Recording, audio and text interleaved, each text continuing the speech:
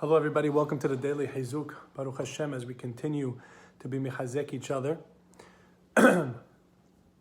There's a story that I read recently. It's such a beautiful story, a true story, about a man who had a unbelievable business in Machane Yehuda. We know Machane Yehuda in Israel, it's rolling, there's a lot of action over there, and he had a really successful store where he sold all types of nuts and things like that. You know what I'm talking about.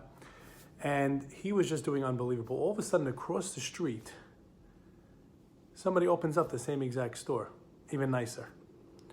And he went to his rabbi, Rabbi Shmueli, and he said, I'm so upset at this person. I'm hating this person. How could they do this to me?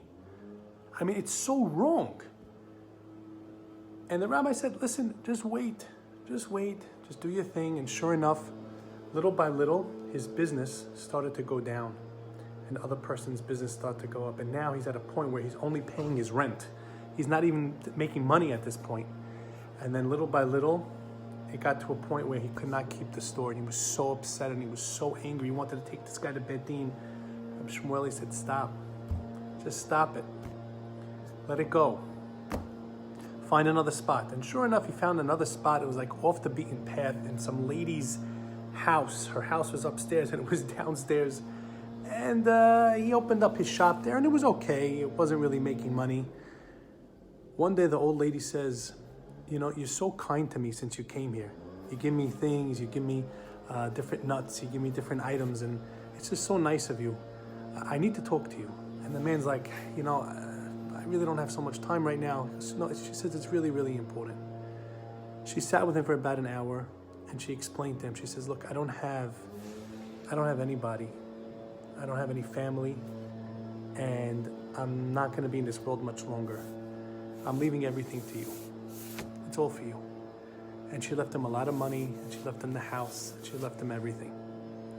Now, obviously, this story sounds like one of these, you know, just wondrous stories, like, you know, easy and no problem and no issues. But I want to talk about it a little bit.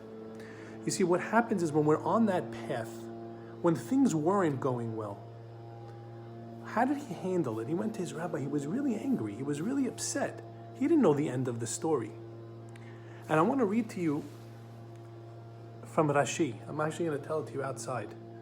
It says that Yosef HaSadik, you know, his brothers sold him down. And when he was sold to Yishmaelim, to Arab peddlers. And the pasuk goes out of its way to say what they sold.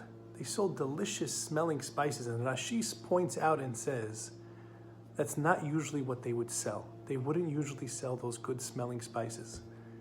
It was Hashem giving him a little bit of a wink on the way to tell you, sometimes you don't see the end of the story, but I'm going to give you a little bit of something, a little wink, a little kiss to let you know that I'm with you and you're not alone. This is what we say in the Amidah, Mish'an u'miftach la-tzadikim, that Hashem, where He's there for us to lean on Him, and He also promises the tzaddikim the good things that will come to them. During life, if you want Hizuk, even when things look a little tough, look around and say, what are some of the things Hashem's doing to me, for me, that I'm just not noticing?